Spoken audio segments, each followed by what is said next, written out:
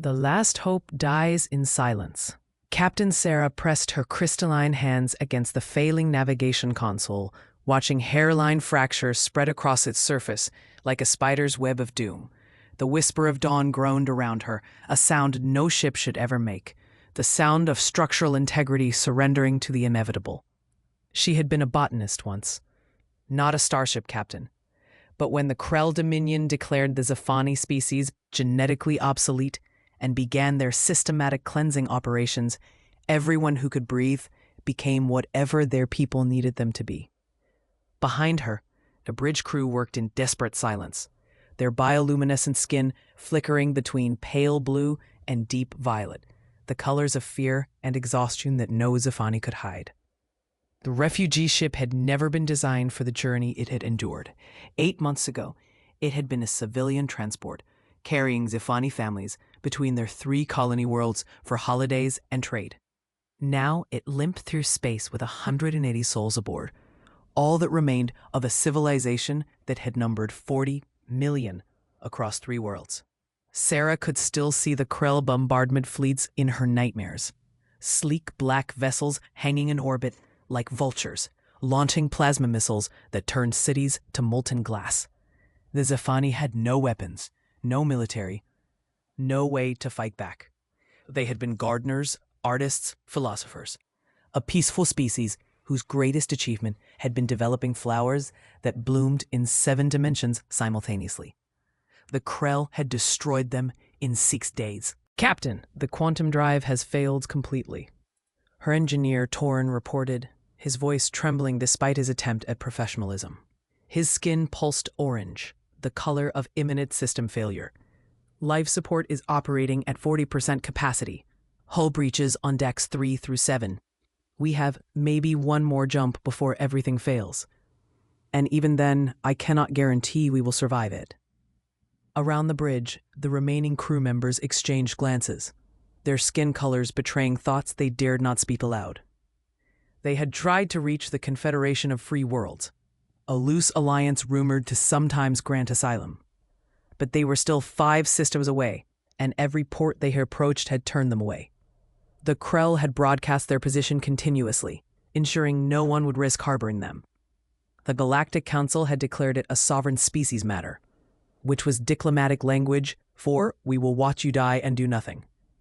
Sarah studied the corrupted star charts with a botanist's methodical attention to detail. They had approximately 7 hours of life support remaining at current consumption rates. The children in the cargo holds, 62 of them, the youngest barely 2 years old, were already showing signs of oxygen deprivation. Her best friend's daughter, little Mira, had collapsed during morning rations. They were dying slowly, and they had nowhere left to run. "Choose a system at random," Sarah said quietly, her skin shifting to pure white, the color of absolute resolve. "Any system outside Krell space. Jump blind if you must. The ancestors will guide us to where we need to be, or they will guide us home to their embrace. Either way, our running ends today." Torin's fingers moved across his console with the practiced grace of someone who had kept this dying ship alive through sheer force of will. "There is one system," he said slowly, pulling up coordinates that appeared corrupted but readable. The navigation computer flagged it with a warning marker before the system crashed. Designation Sol 3. Common name in the Galactic Registry. He paused, his skin flashing bright red, the color of primal danger. Earth. "Captain, this is the human homeworld, the death world. Every species in the galaxy knows to avoid it. The humans they are predators. Violent, dangerous. Their planet has gravity 1.4 times the Zephani standard. Their atmosphere is poison-rich with oxygen. Their sun blazes with radiation. And the humans themselves." He trailed off, unable to finish. Sarah had heard the stories. Every spacefaring species had. Humans were the monsters of the galaxy, a species that had clawed its way to the stars through endless wars, that lived on a planet so hostile it had forged them into something terrifying. They were large, aggressive, and disturbingly difficult to kill. Their world teemed with predators in every ecosystem, and they sat at the top of that food chain. The Galactic Council tolerated them only because no one wanted to provoke them. Zephani parents told their children stories about humans to teach them about danger. And now, with options exhausted and death minutes away, Sarah was about to crash land her people directly into humanity's arms. "Jump," she commanded. "If we must die, let us die trying. At least the humans will kill us quickly, which is more mercy than the Krell would show." The whisper of Dawn's failing quantum drive gathered its last reserves of power with a sound like crystal singing in agony. The crew braced themselves, Sarah closing her eyes and thinking of Mira's smile, of the 7-dimensional flowers that would never bloom again, of the psalms her people would never sing. The universe inverted. For a heartbeat, they existed nowhere and everywhere simultaneously. Then reality reasserted itself with violent force, and every alarm on the bridge screamed at once. They had emerged inside a planetary atmosphere, a death sentence for any ship. The whisper of Dawn, already crippled, began falling immediately, its hull heating to dangerous temperatures as it plunged through alien skies. Through the viewports, Sarah caught fragmented glimpses of the death world below. Vast blue oceans that covered more of the planet than seemed possible. Continents marked with geometric patterns. Human cities, she realized with ice flooding her chest. White clouds and brown mountain ranges. The colors were wrong. Too vibrant, too alive for a planet that supposedly killed everything that tried to settle it. Brace for impact. Torrin screamed, fighting the controls with all 4 of his arms. He managed to level their descent just enough that they would hit at an angle rather than straight down. The ship carved through the upper atmosphere, leaving a trail of superheated plasma in its wake. Below, Sarah could see a landscape of impossible green, forests so dense and vast they dwarfed anything that existed on the Zephani worlds. The whisper of Dawn hit the ground at 800 kilometers per hour, plowing through what appeared to be agricultural land. Soil and vegetation sprayed in their wake as the ship carved a trench nearly 2 kilometers long before slamming into the base of a mountain.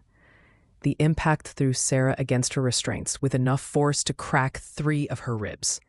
Around her, the bridge disintegrated into sparks, smoke, and the screaming of tortured metal. Emergency lighting bathed everything in blood-red illumination. For a long moment, there was only the sound of settling debris and distant cries from the passenger sections. Then, Torrin was pulling her free, his skin yellow with pain, but his movements functional. Together, they stumbled through the wrecked corridors, finding terrified Zephani emerging from the holds. The children were crying, their skin colors chaotic with fear and confusion. Little Mira clutched her mother's hand, her large eyes wide with shock. Several adults were injured. Broken bones, burns, lacerations. But miraculously, it seemed no one had died in the crash. They had survived, only to find themselves stranded on the most dangerous planet in the known galaxy.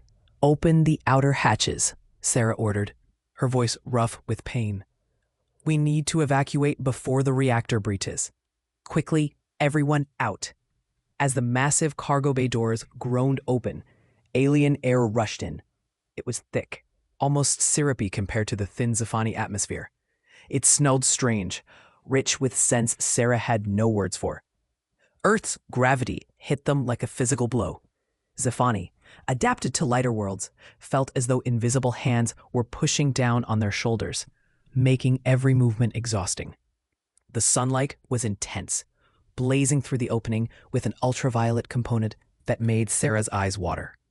This was a death world. Every sense confirmed it.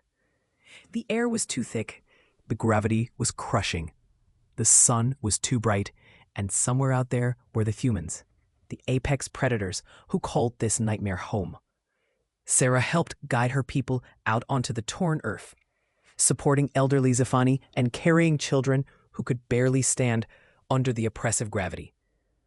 For the first time, 180 Zephani refugees stood on the surface of Earth, and terror rippled through them in visible waiver color. The world around them was beautiful in an absolutely terrifying way. Trees towered overhead, not the delicate crystalline growths of their homeworlds, but massive organic pillars of wood and leaf that seemed impossibly large. Strange sounds echoed from the forest: bird calls, insect buzzing, the rustling of things moving through undergrowth. Every sound might be a predator.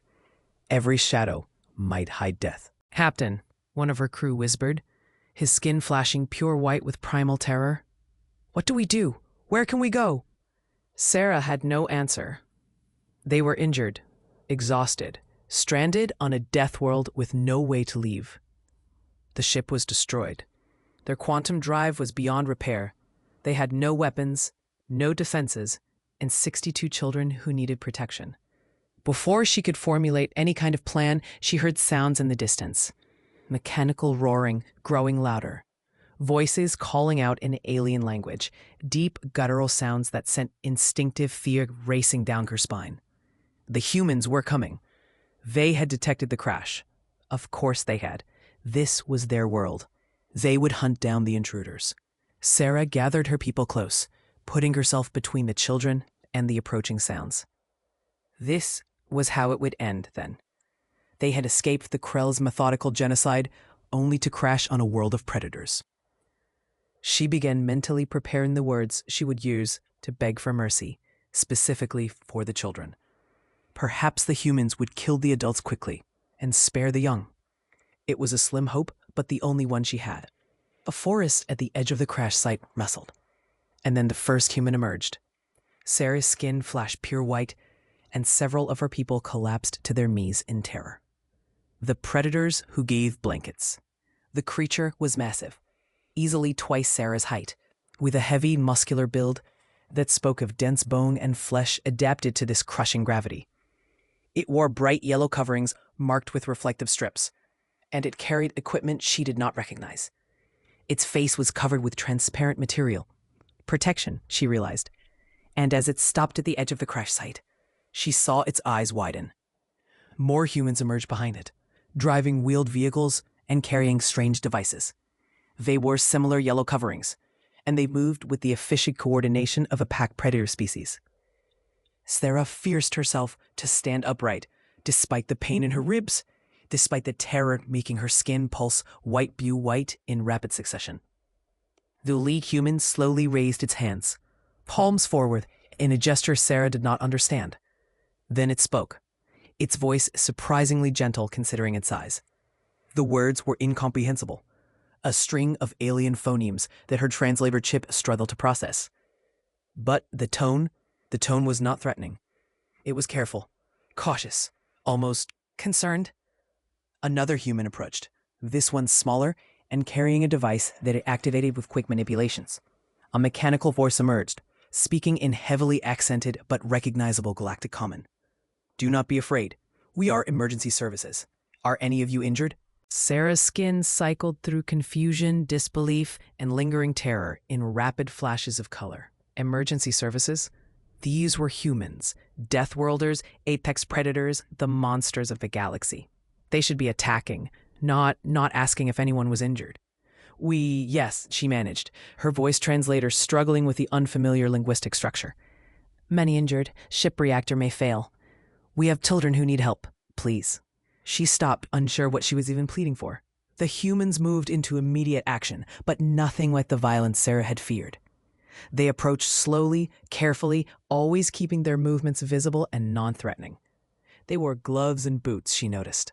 Protecting themselves from contamination or protecting the Zephani from human contact?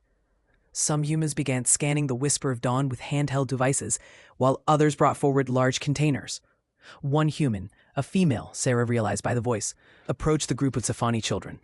She moved slowly, kneeling to reduce her intimidating height, and opened a container to reveal soft, colorful fabric items.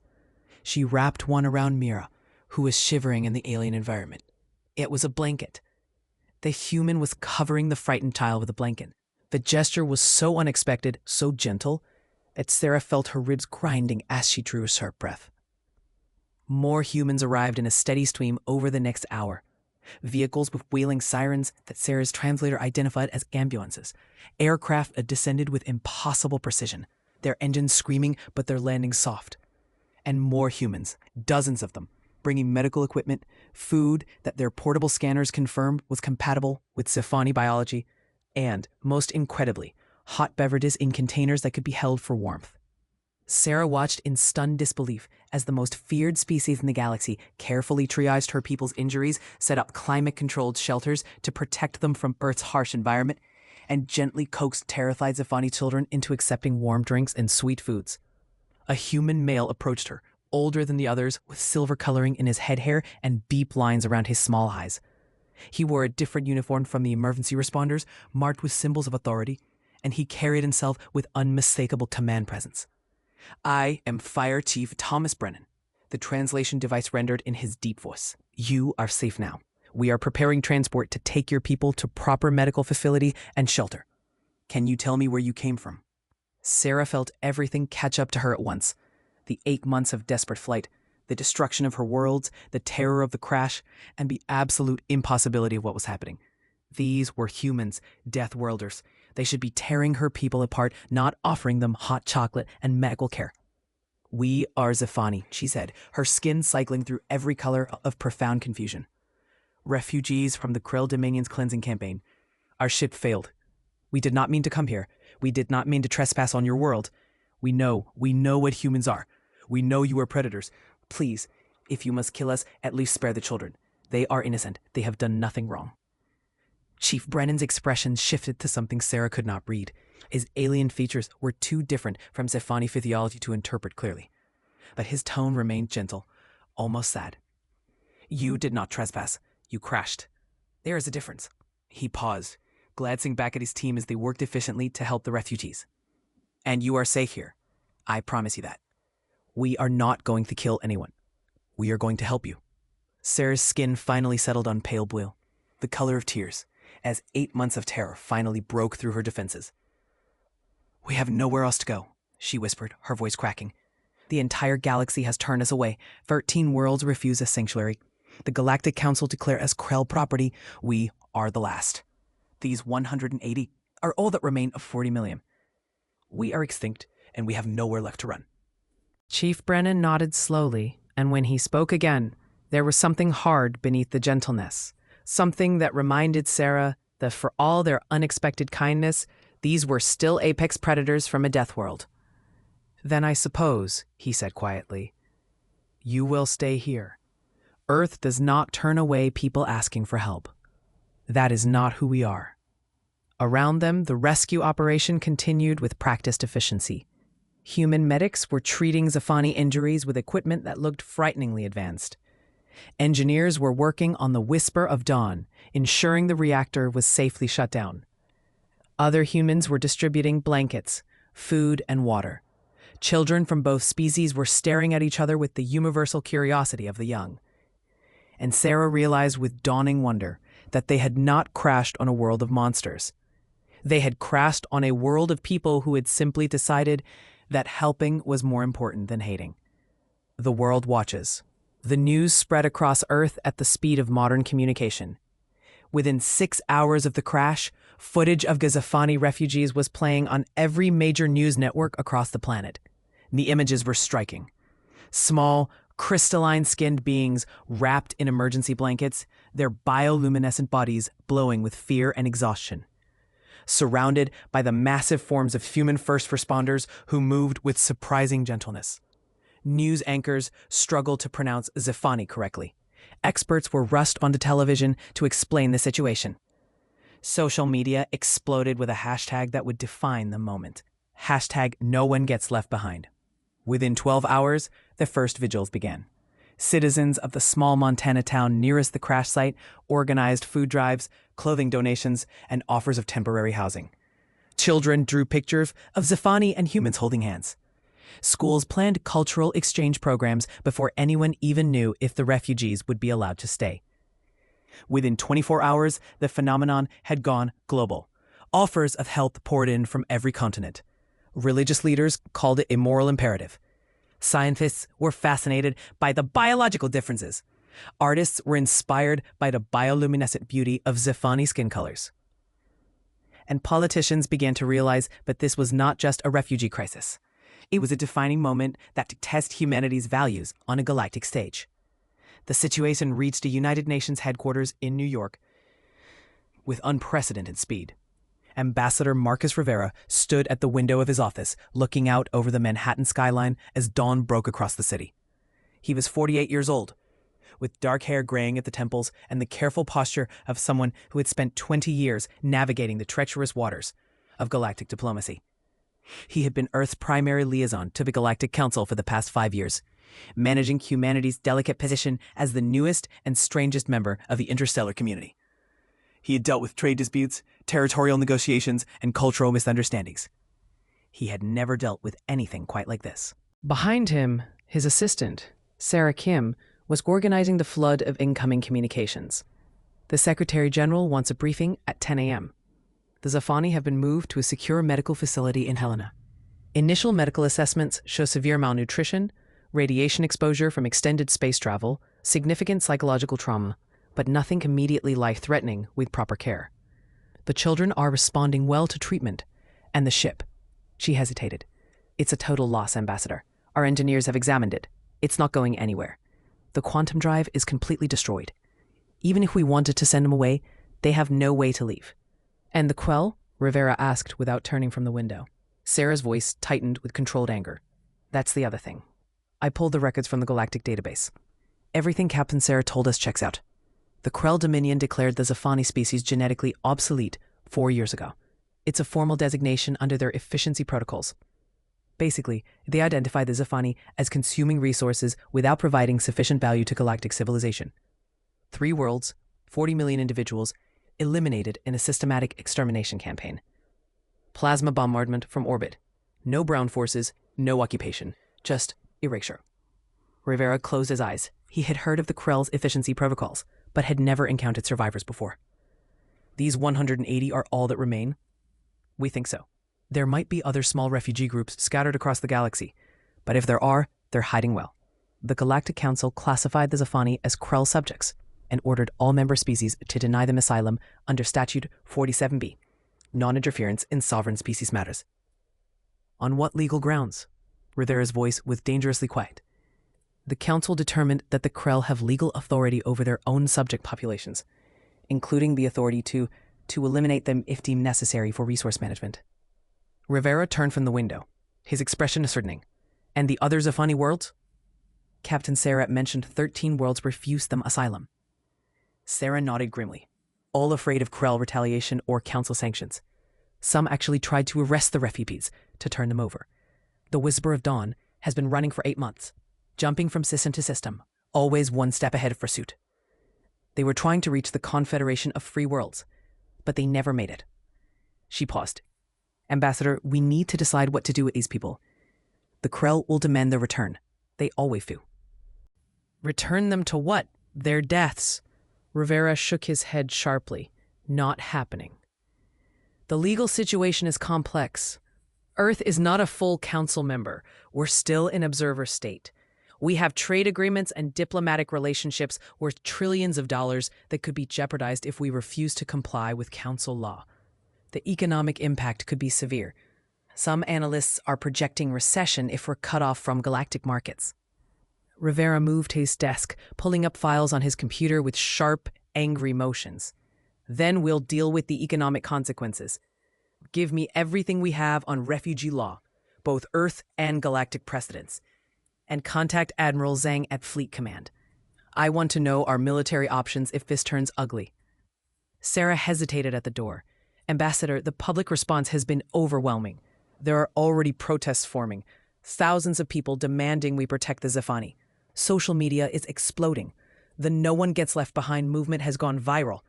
If we try to send them away, we won't, Rivera said firmly.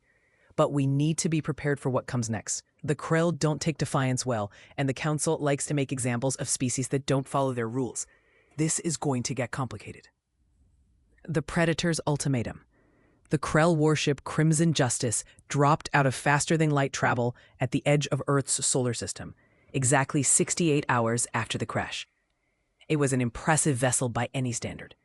900 meters long, bristling with plasma cannons and missile batteries, with shields capable of withstanding sustained fire from most planetary defense systems.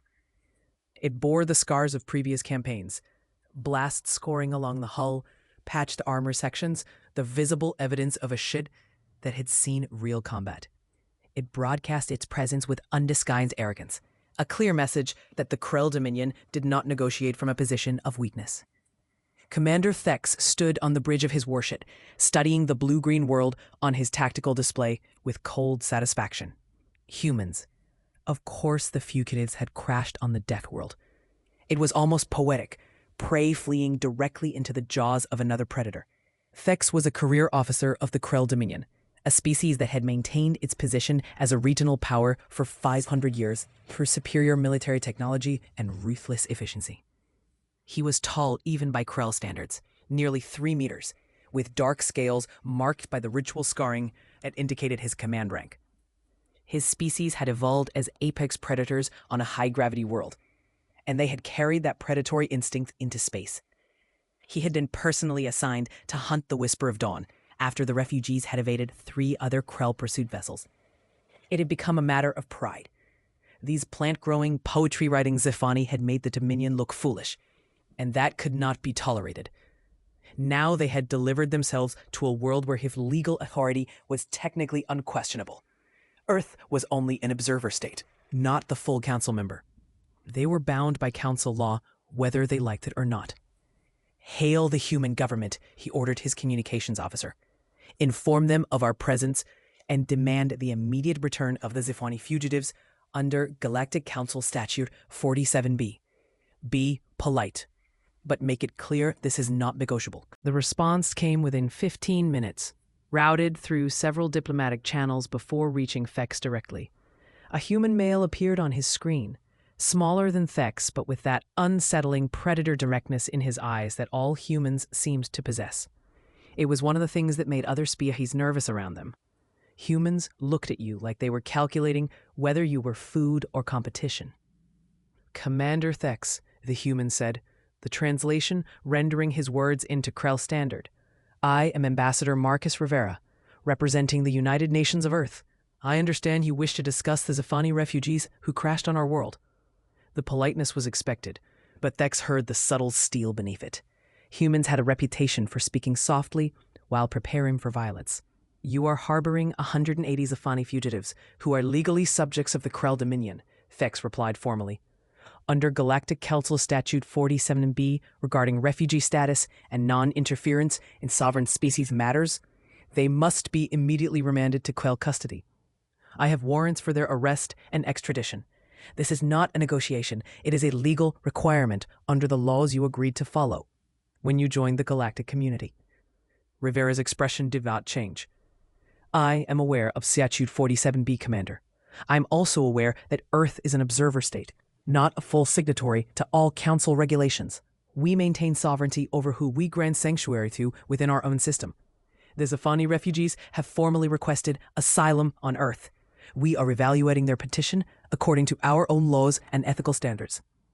Thex felt his crest flush with irritation, a physiological response he could not fully control. Your observer status is conditional on cooperation with Council law. Refusal to comply will result in immediate economic sanctions, suspension of trade agreements, and possible expulsion from all galactic commerce networks. Your species depends on galactic technology and trade. Can you afford that cost for 180 refugees? Perhaps, Rivera said, his tone unchanged. But that's a decision for my government to make, not yours. The Zephani crashed here by accident.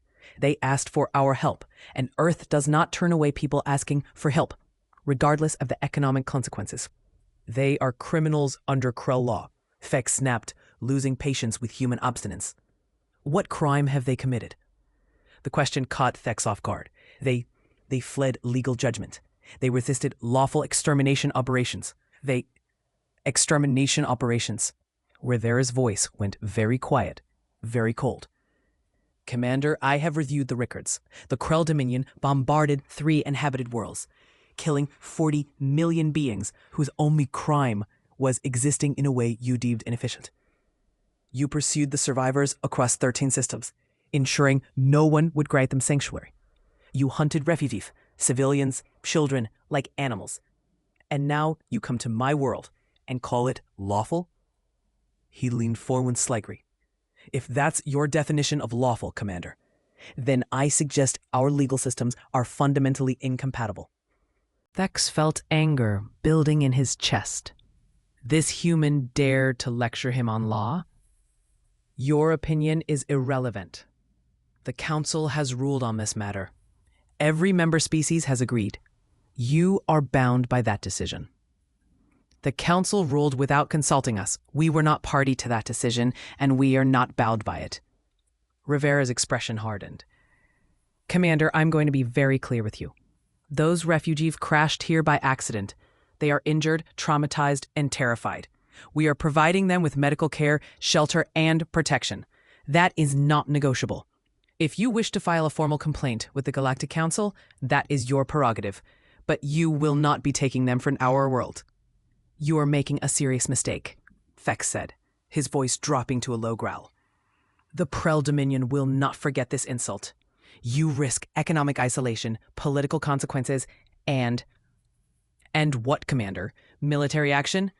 Rivera's eyes locked onto Thex's with predatory intensity. Is that what you're threatening? Because if it is, I suggest you think very carefully about what that means. Earth is not some helpless colony world.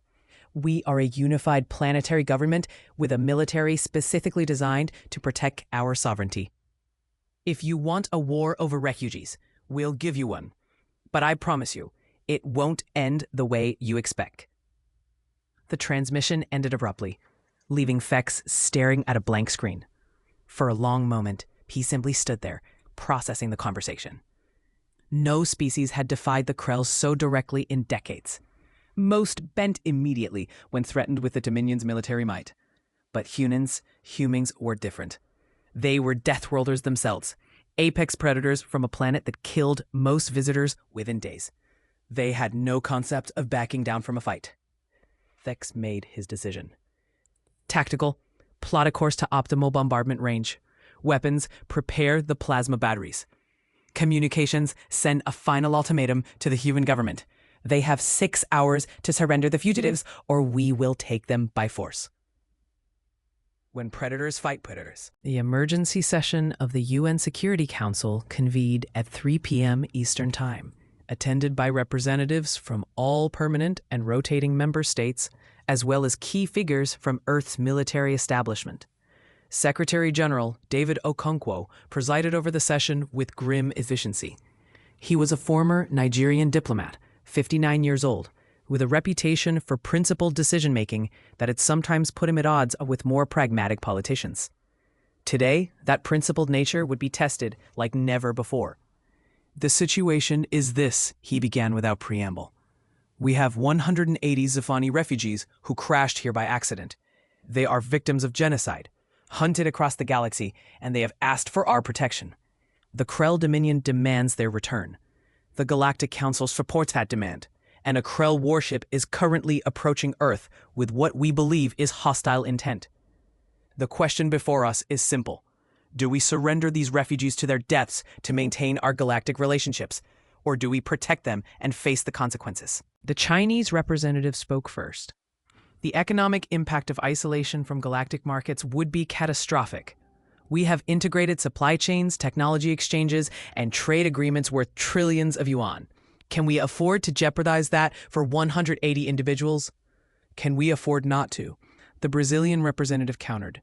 If we surrender refugees to genocide, what does that say about our values? What message does it send to our own citizens? We'll have protests in every major city within hours. It says we are pragmatic, the Russian representative said bluntly. It says we understand realpolitik. The galaxy does not share our sentimental attachment to individual lives over collective interests. We must think strategically. Ambassador Rivera, present as an observer, raised his hand. When Okonkwo nodded to him, he stood. I have spent 5 years working with the Galactic Council, he said quietly. I have watched them debate for months over minor trade disputes while entire species are cleansed. I've seen them prioritize stability over justice, efficiency over compassion, time and time again. And I've come to understand something crucial. They don't respect us because we share their values. They fear us because we don't. He looked around the chamber, making eye contact with as many representatives as possible. The Krell are betting that we'll choose profit over principle. They believe we'll surrender these refugees because the economic cost is too high. If we do that, we prove them right. We become just another species that values resources over lives. But if we stand firm, if we demonstrate that there are lines we will not cross regardless of the cost, then we change the calculation entirely. We show the galaxy that humanity stands for something different, something better. Pretty words, the French representative said dryly. But the Krell have a warship in our system. What do we do when they start shooting? Admiral Lisa Zhang stepped forward. She was a third-generation military officer, 52 years old, with close-cropped hair and the bearing of someone who had spent her entire career preparing for exactly this moment. As commander of the Earth Defense Fleet, she had been quietly building humanity's military capabilities for the past decade, focusing on asymmetric warfare doctrines that could counter technologically superior opponents. "Then we shoot back," she said simply. The chamber fell silent. "Admiral," Okonkwo said carefully, "the Krell warship outmasses our entire defense fleet. Their plasma cannons outrange our weapons. Their shields are state-of-the-art by galactic standards. On paper, they should be able to destroy us." "On paper," Jen agreed, "but paper doesn't account for human tactical doctrine, and it doesn't account for the fact that we've spent the last decade preparing for exactly this scenario." She activated a holographic display showing the Crimson Justice in detail. Galactic warfare is ritualized and predictable. Ships close to medium range exchange fire with energy weapons until one side's shields fail, then retreat or surrender. It's been done this way for so long that they've forgotten there are other approaches. But humans didn't develop energy weapons first. We developed kinetics, missiles, railguns, mass riders. And we've continued to advance those technologies because they work in ways that galactic shields aren't optimized to defend against. "You're saying we can win?" The UK representative sounded skeptical. "I'm saying we can make them regret attacking us," Zhang replied. "Our ships are smaller and faster, our weapons are unconventional, and most importantly, we're willing to use tactics that the Krell won't anticipate. We can't match them in a slugging match, but we don't need to. We just need to hurt them badly enough that they reconsider whether 180 refugees are worth the cost." Okonkwo looked around the chamber, gauging the mood. This is not a decision to make lightly. If we fight, people will die. Ours, theirs, maybe both. If we surrender the refugees, they will certainly die and will have betrayed everything we claim to stand for. I need to know where this council stands. The debate took 40 minutes, voices rising and falling as representatives argued about economics, ethics, military capabilities, and long-term consequences. But when the vote finally came, it was decisive. 13 votes in favor of granting asylum, 2 abstentions, 0 votes to surrender the Zafani. Okonkwo nodded slowly, feeling the weight of history settling on his shoulders. "Then it's decided. Ambassador Rivera, draft a formal response to the Krell Dominion. Admiral Zhang, prepare your fleet. And someone get those refugees somewhere absolutely safe, because in a few hours, this is going to get very complicated." As the council adjourned, Rivera found himself standing next to Zhang. "Can we really do this?" he asked quietly. "Can we actually find off a Krell warship?" Zhang's expression was unreadable. "Honestly, I don't know. But I do know this. Humanity didn't survive ice ages, plagues, and our own worst impulses by giving up when things look impossible. We survived by being too stubborn to quit and too clever to fight fair. The Krell are about to learn that lesson the hard way." The battle nobody expected. The Crimson Justice reached optimal firing range at 11 p.m. Greenwich Mean Time. Admiral Zhang stood on the bridge of the EDS Defiance, Earth's flagship carrier, watching the Krell warship approach on tactical displays. Around her, the bridge crew worked with quiet efficiency, years of training evident in every movement. The silence was broken only by the soft beeping of instruments and the occasional murmured status report. Zhang had spent a decade preparing for this moment, building a fleet designed not to match galactic standards, but to exploit their weaknesses. "Status of the fleet," she asked her executive officer, Commander James Park. "All ships at battle stations, holding position at 45,000 kilometers from the Crimson Justice. Weapons charged. Defensive systems online. Stealth corvettes have deployed to flanking positions. We're as ready as we'll ever be, Admiral." Zhang nodded, her eyes never leaving the tactical display.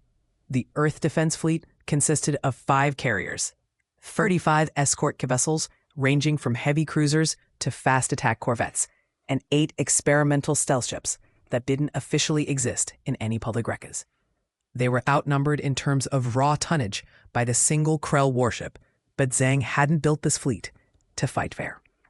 Incoming transmission from the Crimson Justice. The communications officer reported, "Put it through."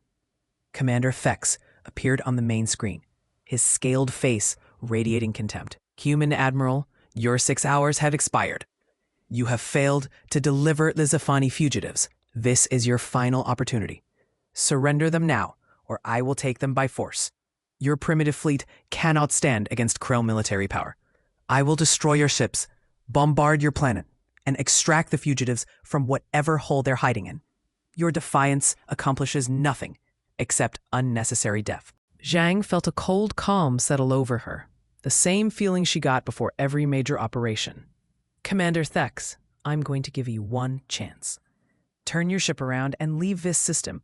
If you do, we'll forget this incident ever happened. If you don't, I promise you that the Crimson Justice will not leave Earth's orbit intact."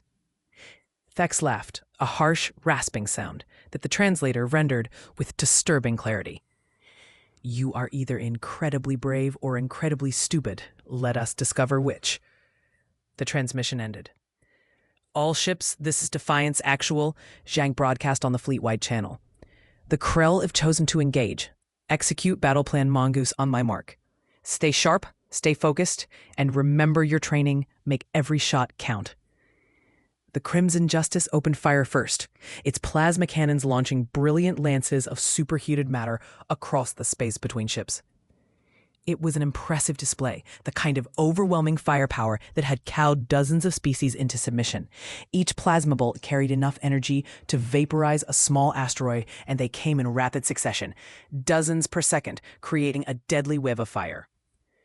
The Earth Defense Fleet did not try to match it. Instead, they scattered. The carriers and heavy cruisers activated their point defense grids, thousands of small laser emplacements tracking and destroying incoming plasma bolts with computer-assisted precision. It was a defensive doctrine that prioritized interception over absorption, and it confused the Krell immediately. Their shields were designed to soak up energy weapon fire, not to prevent it from reaching them in the first place.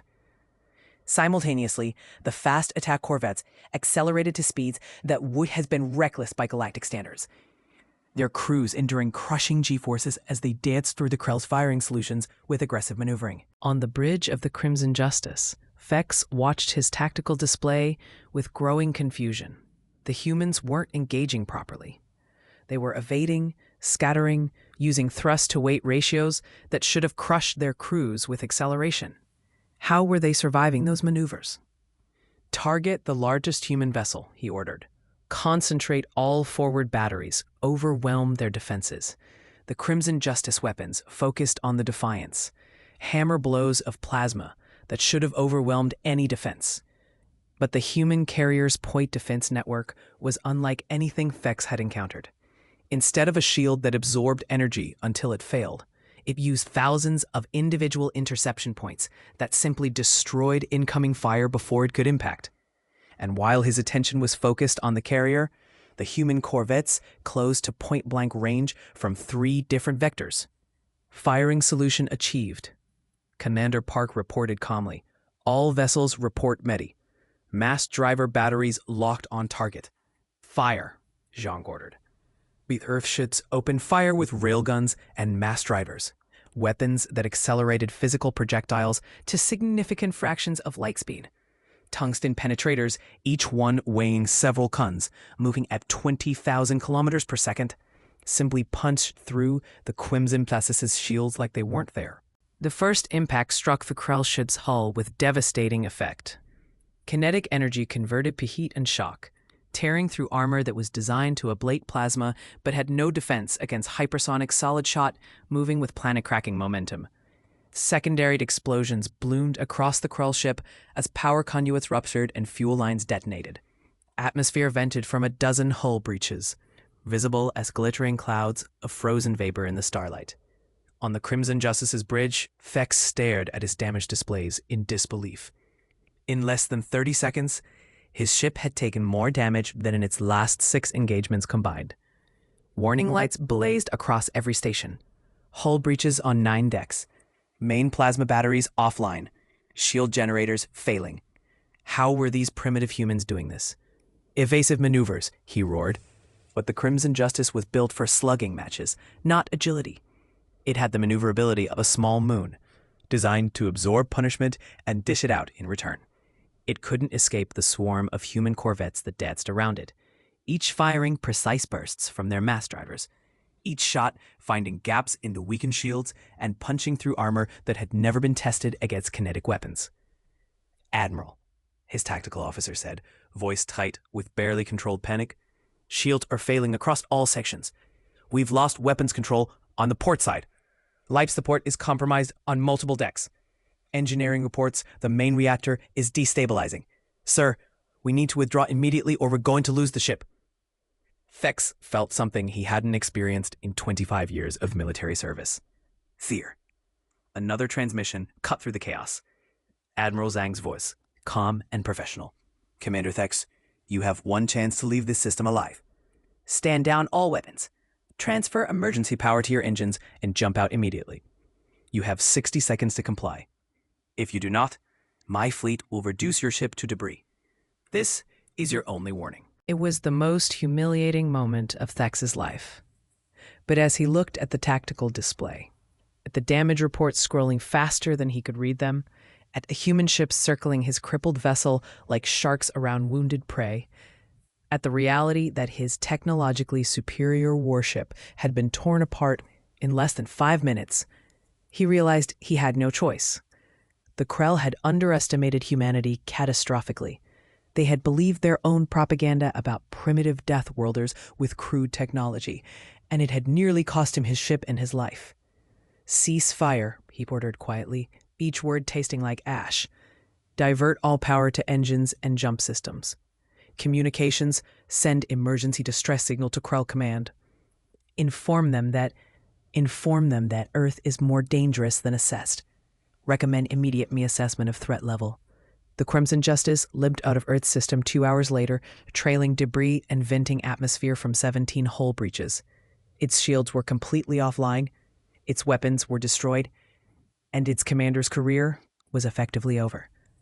On the bridge of the Defiance, Admiral Zhang watched it go with grim satisfaction, tempered by the knowledge of what would come next. "Damage report?" she asked Commander Park. "With minimal, Admiral. The EDS Vanguard took a glancing plasma hit. Shield generators are offline, but hull integrity is intact. The Corvette Mongoose has some heat damage from close-range maneuvering. Total casualties across the fleet: 4 injuries, none serious, 0 fatalities." Zhang nodded slowly. The Krell had never adjusted their tactical doctrine under SAC once the humans demonstrated their unconventional capabilities. They had continued fighting the way they always fought, the way the galaxy had fought for centuries. And it had cost them everything. "Stand down to alert status, but keep the fleet deployed," she ordered. "I doubt the Krell will try again anytime soon, but I'd rather be ready if they do.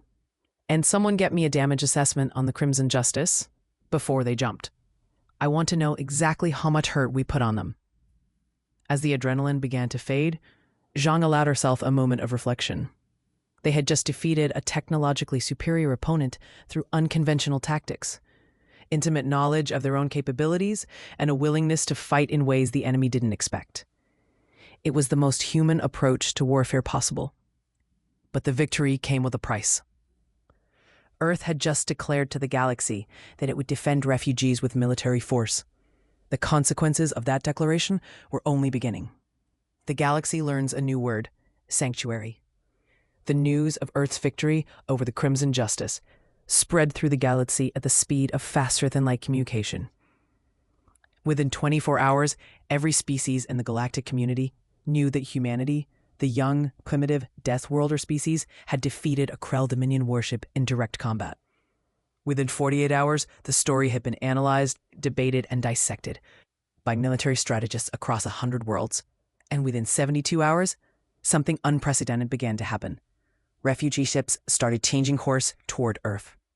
Ambassador Rivera stood in his office at UN headquarters, watching the flood of incoming transmissions with a mixture of hope and dread. Each transmission was another refugee group asking for sanctuary. A Hilari transport carrying 900 beings whose homeworld had been strip-mined into uninhabitability. A quelling convoy of 5 ships fleeing religious persecution. A Myrthian fleet carrying refugees from economic slavery. Species he had never heard of, from regions of space Earth had barely explored, all asking the same question. Is it true? Will you really protect us? How many? Secretary General Okonkwo asked, his voice heavy with the weight of impossible decisions. Rivera pulled up the data. As of this morning, we've received contact from 23 refugee groups representing 8 different species. Combined population, approximately 15,000 individuals. And the numbers are growing every hour. We're also receiving inquiries from what appear to be resistance movements on oppressed worlds, asking if Earth's protection extends to political refugees. Okonkwo moved to the window, looking out over New York City, a city built by refugees, sustained by immigrants, defined by the endless human capacity to absorb and integrate new populations. We made a decision to protect 180 refugees who crashed here by accident, he said quietly. Now, we're being asked to extend that protection to anyone who asks. Do we become the galaxy's sanctuary? Can we even afford to? The economic projections are sobering, Rivera admitted. The Galactic Council has imposed comprehensive sanctions. We've lost access to 40% of our galactic trade partners. Technology transfer agreements have been suspended. The economic impact over the next 5 years could be severe. Estimated GDP reduction of 8 to 12%, with job losses in the hundreds of thousands. He paused. But there are also opportunities. The refugees bring skills, knowledge, and technologies we don't have. The Hilari are master terraformers. The Zephani have biotechnology centuries ahead of ours. If we integrate them properly, they could offset the economic losses. Okonkwo turned from the window. This isn't about economics, no, is it? This is about who we are, what humanity stands for. Yes, sir, and the public has made their position clear. The latest polls show 71% support for accepting more refugees despite the economic costs. The No One Diff Left Behind movement has become a global phenomenon. Politicians who oppose it are being voted out of office. Humanity has decided, even if our governments are still catching up. Then I suppose, Okonkwo said with a slight smile, we'd better start preparing for more guests. Draft a formal declaration, call it the Sanctuary Doctrine. Any being fleeing persecution, genocide, or systemic oppression who reaches Earth or Earth-protected space will be granted asylum. No exceptions, no quotas, no negotiation with their persecutors.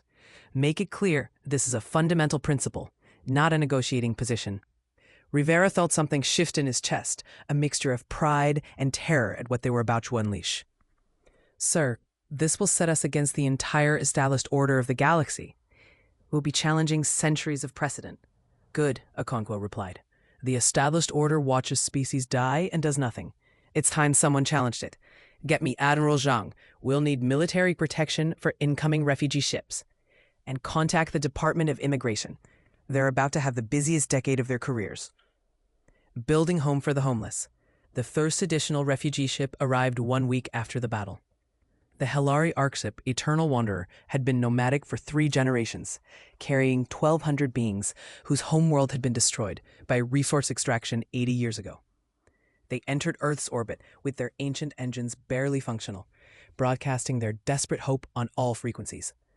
Admiral Zhang's fleet escorted them in with full honors, and the Hilari wept when they realized they were finally truly welcome. Captain Sarah stood at the landing site in Montana, watching the Eternal Wanderer descend, with tears streaming down her crystalline face, the Zephani equivalent of profound emotion. She had been asked to greet the Hilari because she understood what they were feeling. The terror hoping after so long without hope. The fear that this too would be snatched away. The desperate need to believe that someone, somewhere, actually cared. The Hilari emerged from their ship slowly, cautiously, their insectoid forms moving with the careful deliberation of beings who had been rejected too many times. They were tall, mantis-like beings with multiple limbs and compound eyes that refracted light in rainbow patterns. Their leader, an ancient female named Chirix, approached the human welcoming committee with visible trepidation.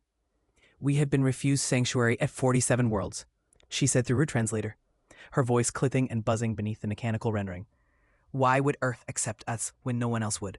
"Then I suppose," Okonkwo said with a slight smile, "we'd better start preparing for more guests. Draft a formal declaration, call it the Sanctuary Doctrine. Any being fleeing persecution, genocide, or systemic oppression who reaches Earth or Earth-protected space will be granted asylum. No exceptions, no quotas, no negotiation with their persecutors. Make it clear this is a fundamental principle, not a negotiating position." Rivera felt something shift in his chest, a mixture of pride and terror at what they were about to unleash. "Sir, this will set us against the entire established order of the galaxy. We'll be challenging centuries of precedent." "Good," Okonkwo replied. "The established order watches species die and does nothing. It's time someone challenged it. Get me Admiral Zhang. We'll need military protection for incoming refugee ships. And contact the Department of Immigration. They're about to have the busiest decade of their careers." Building home for the homeless. The first additional refugee ship arrived 1 week after the battle. The Helari Arkship, Eternal Wanderer, had been nomadic for 3 generations, carrying 1,200 beings whose homeworld had been destroyed by resource extraction 80 years ago. They entered Earth's orbit with their ancient engines barely functional, broadcasting their desperate hope on all frequencies. Admiral Zhang's fleet escorted them in with full honors, and the Helari wept when they realized they were finally truly welcome. Captain Sarah stood at the landing site in Montana, watching the Eternal Wanderer descend with tears streaming down her crystalline face, the Zephani equivalent of profound emotion. She had been asked to greet the Helari because she understood what they were feeling. The terror hoping after so long without hope. The fear that this too would be snatched away.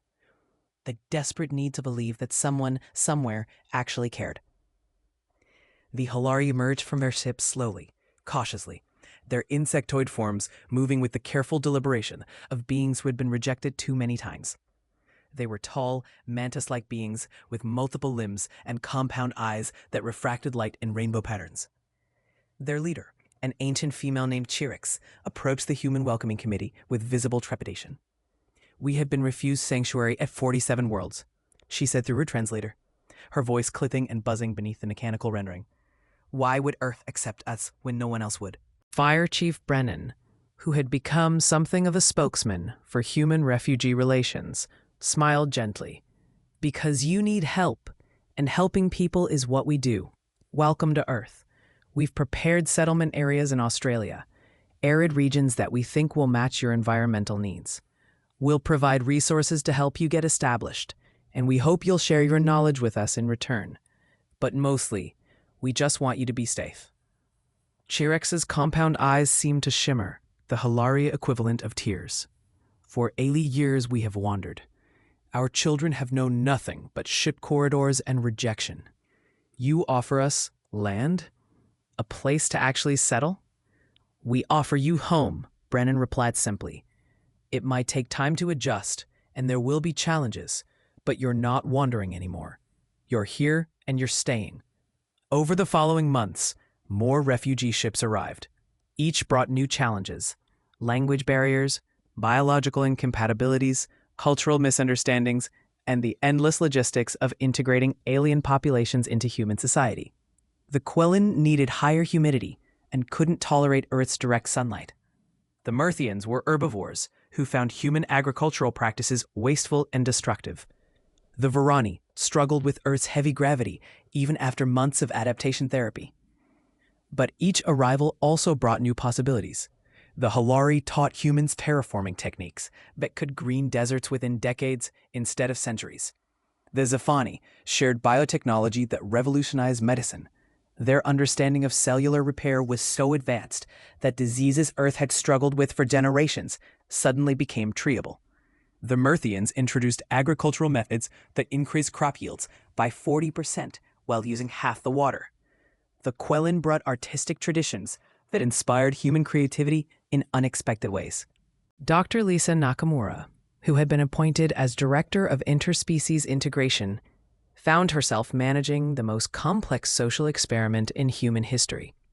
She stood in what had once been a community center in Toronto, now converted into a multi-species cultural exchange hub, watching Zephany children teach human children how to make their skin glow with bioluminescent patterns, a skill humans couldn't replicate but found endlessly fascinating, while human children taught Zephany how to play soccer under modified gravity conditions. "It's chaos," her assistant James Rodriguez observed with a tired smile. "Beautiful, productive chaos, but definitely chaos." Nakamura laughed. "That's humanity in a nutshell. We don't do things smoothly or efficiently. We muddle through, make mistakes, and somehow end up with something that works." She watched as a Hilary engineer explained advanced solar panel designs to a group of human scientists, while simultaneously learning about human coffee culture. The Hilarys had become obsessed with caffeine, which affected their biology in surprisingly pleasant ways. "The economic models were wrong," Rodriguez continued, pulling up data on his tablet. "We're not seeing the projected GDP decline. In fact, we're seeing growth in sectors we didn't anticipate. Refugee technologies are creating entire new industries, and the cultural exchange is generating tourism revenue nobody predicted. People are traveling from across Earth to visit the settlement areas and experience alien cultures firsthand." "Tell that to the protesters," Nakamura said, gesturing to news footage playing on a nearby screen. Demonstrations had become a regular feature in several major cities. Groups who believed Earth was taking on too much, that resources should go to humans first, that the refugees represented a security risk. "They're a minority," Rodriguez replied. "Latest polls show 68% continued support for the sanctuary doctrine. But they're a loud minority, and we can't ignore their concerns. Some of them are legitimate. Housing shortages in some areas, strain on local services, cultural friction in communities that aren't adapting well." Nakamura nodded. "We never promised this would be easy. We promised it would be right. There's a difference." The Galactic Council's rejection. 6 months after Earth's declaration of the Sanctuary Doctrine, the Galactic Council convened in emergency session. The Council Chamber, that magnificent space designed to inspire awe, was packed with representatives from 247 member species. All arrived to address what many were calling the Earth problem. Ambassador Rivera stood in the observer section, watching the political theater unfold, yet the practiced eye of a veteran diplomat who had learned to read the currents of galactic politics. The council procedure, the Sultani named Muriz, called the session to order with considerably less ceremony than usual. "We are convened to address the ongoing situation regarding Earth's unauthorized sanctuary program.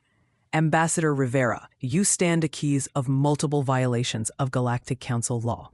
Violation of Statute 47B regarding refugee status, harboring fugitives from lawful authority, interference in sovereign species matters, and unlawful military action against a council-recognized enforcement operation. These are serious charges. How do you respond?" Rivera stepped forward calmly. "I reject all accusations, Procedure.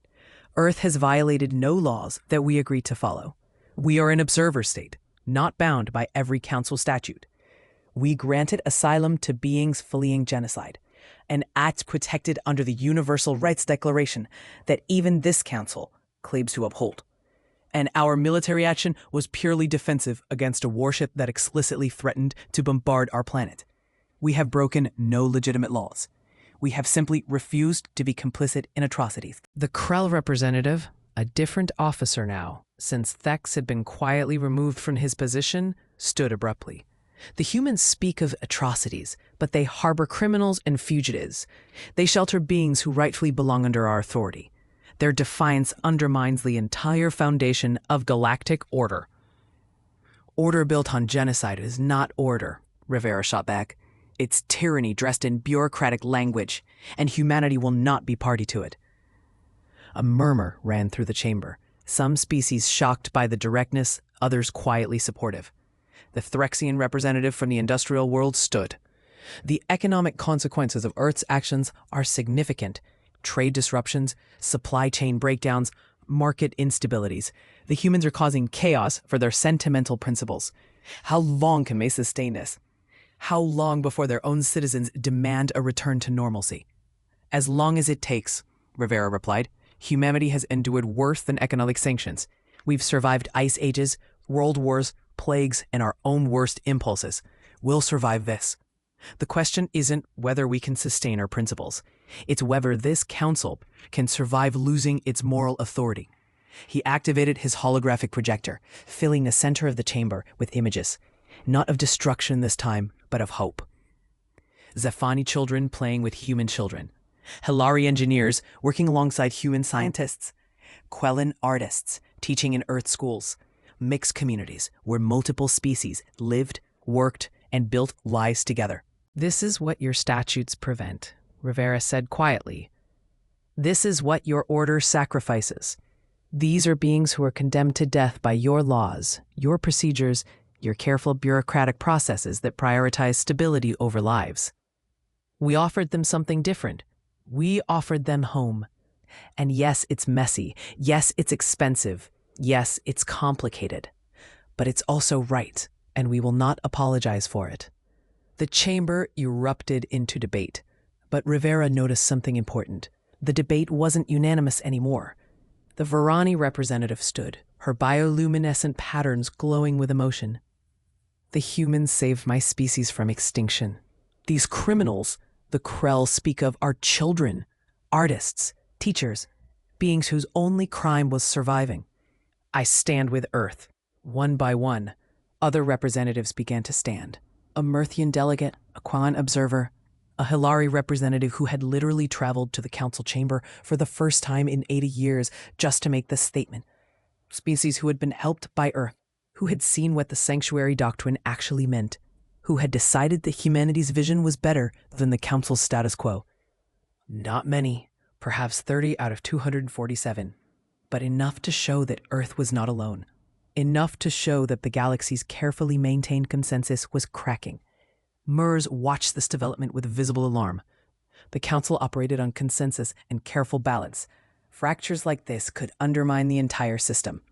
This session is adjourned, he declared abruptly. The council will deliberate on these matters and issue a formal response. Ambassador Rivera, Earth will answer for this disruption of galactic order. Rivera bowed slightly, a gesture of respect that conceded nothing. We look forward to it, Presider. And when you're ready to discuss substantive reform rather than procedural complaints, Earth will be here. We're not going anywhere. As he left the chamber, several of the representatives who had stood approached him. The Varani representative reached him first. Ambassador, there are more of my people scattered across the galaxy. Can Earth's sanctuary truly extend to all of them? It can and does, Rivera replied. Tell them to come home. All of them. This is what your statutes prevent, Rivera said quietly. This is what your order sacrifices. These are beings who were condemned to death by your laws, your procedures, your careful bureaucratic processes that prioritize stability over lives. We offered them something different, and we offered them home. And yes, it's messy. Yes, it's expensive. Yes, it's complicated. But it's also right, and we will not apologize for it.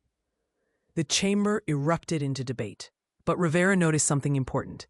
The debate wasn't unanimous anymore.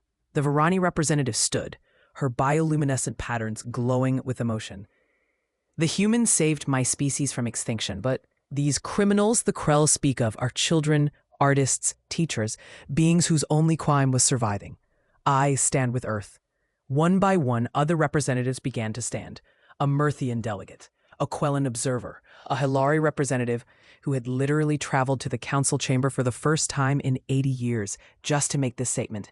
Species who had been helped by Earth, who had seen what the sanctuary doctrine actually meant, who had decided that humanity's vision was better than the council's status quo.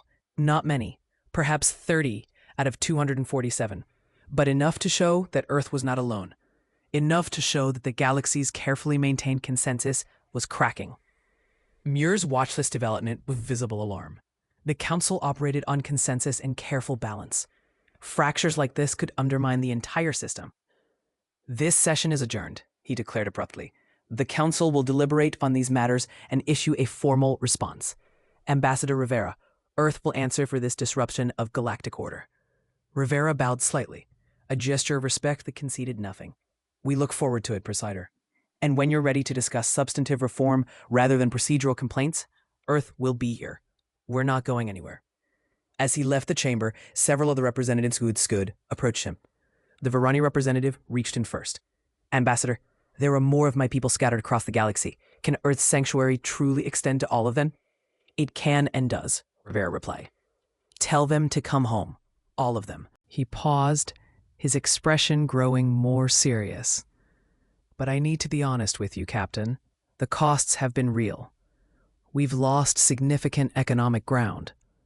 Unemployment in some sectors has reached 12%. There are communities that have struggled with integration. We've had incidents of interspecies violence, thankfully rare, but they happen. Some humans genuinely believe we've made a terrible mistake. Sarah's patterns shifted to deep blue, the color of empathy and understanding. I know. We see your news broadcasts. We hear the debates. Some of your people think we are a burden, that we take resources that should go to humans. Some do, Rivera acknowledged, but the majority don't. And more importantly, even many who worry about the costs still support the sanctuary doctrine because they believe it's right. That's what I find most remarkable about my species. We'll complain, debate, and argue about everything, but when it comes down to fundamental questions of right and wrong, most humans eventually land on the side of compassion. Down in the valley, mixed groups of humans and refugees were visible, working together on construction projects, attending the multi-species school that had opened last year, shopping at markets that sold both Earth and alien goods. Children of multiple species played together with the universal adaptability of the young. It wasn't perfect. There were still language barriers, cultural misunderstandings, and occasional conflicts, but it was working. Slowly, messily, imperfectly, it was working. The Galactic Council will never forgive you, Sarah said quietly. Your species has challenged their authority too directly. They have lost face, lost control, and lost the comfortable consensus that let them ignore suffering. They will make you pay for that. Probably, Rivera agreed. But something interesting is happening. The Sanctuary Compact, the alliance of species that support refugee protection, now has 89 members. That's more than a third of all spacefaring civilizations. The Council still exists, but its authority is fracturing. Species are defying Council rulings when they conflict with Compact principles. The galaxy is changing, Captain. Slowly, but inexorably. He looked out over New Haven, watching the bioluminescent glow intensify as evening approached. 5 years ago, 180 Zephani crashed here by accident. You expected death from the galaxy's death worlders. Instead, you found us. Stubborn, idealistic, sometimes foolish humans who decided that protecting refugees was more important than protecting our economic interests. And now look at what we've built together. Sarah's patterns cycled through colors that had no direct translation, emotions combining gratitude, hope, sorrow for what was lost, and joy for what had been found. Your species will change the galaxy, she said softly. You already have, not through conquest or superior technology, but through the stubborn insistence that compassion matters more than convenience. Maybe, Rivera replied, or maybe we've just reminded the galaxy of what it should have been all along. Either way, we're not stopping now. More refugee groups arrive every month. We're building settlements on the moon, planning expansion to Mars. Earth is becoming the galaxy's sanctuary in truth, not just in declaration. It's overwhelming, it's expensive, it's complicated, but it's also... He trailed off, searching for the right word. Right, Sarah finished for him. It is right. That is enough. They stood together in comfortable silence as the sun set over New Haven, casting long shadows across a landscape that now belonged to multiple species. In a park below, Zephani and human children played together, their laughter carrying on the wind, the sound of a future that neither species could have imagined 5 years ago, but that both were now building together. The galaxy had not become perfect. Persecution had not ended. Suffering continued on countless worlds, but the calculus had changed. The vulnerable had somewhere to run. The powerful had limits. And Earth, that violent death world of aggressive primates, had become the place where hope survived when everywhere else had abandoned it. It wasn't the ending anyone had expected, but then again, humanity had never been very good at meeting expectations. Sarah's patterns cycled through colors that had no direct translation, emotions combining gratitude, hope, sorrow for what was lost, and joy for what had been found. "Your species will change the galaxy," she said softly. "You already have, not through conquest or superior technology, but through the stubborn insistence that compassion matters more than convenience." "Maybe," Rivera replied, "or maybe we've just reminded the galaxy of what it should have been all along. Either way, we're not stopping now. More refugee groups arrive every month. We're building settlements on the moon, planning expansion to Mars. Earth is becoming the galaxy's sanctuary in truth, not just in declaration. It's overwhelming, it's expensive, it's complicated, but it's also—" He trailed off, searching for the right word. "Right," Sarah finished for him. "It is right. That is enough." They stood together in comfortable silence as the sun set over New Haven, casting long shadows across a landscape that now belonged to multiple species. In a park below, Zephany and human children played together, their laughter carrying on the wind, the sound of a future that neither species could have imagined 5 years ago, but that both were now building together. The galaxy had not become perfect. Persecution had not ended. Suffering continued on countless worlds, but the calculus had changed. The vulnerable had somewhere to run. The powerful had limits. And Earth, that violent death world of aggressive primates, had become the place where hope survived when everywhere else had abandoned it. It wasn't the ending anyone had expected, but then again, humanity had never been very good at meeting expectations.